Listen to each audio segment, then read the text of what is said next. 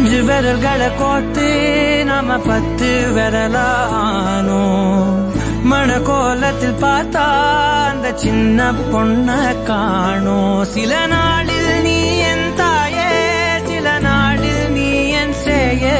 நீ மடி மேல் சாயும் போது அந்த வானம் விரிக்கும் பாயே. எப்போதுமே என் கூட தான் என்று நினைச்சேன். இப்ப நீயோ போகும்போது செத்து பொழைச்சேன். நீதானே கொலசாமி, ஒரு வரமும் தாயே. மகளாக பொறப்பேன்னு நீ சொல்லி போய.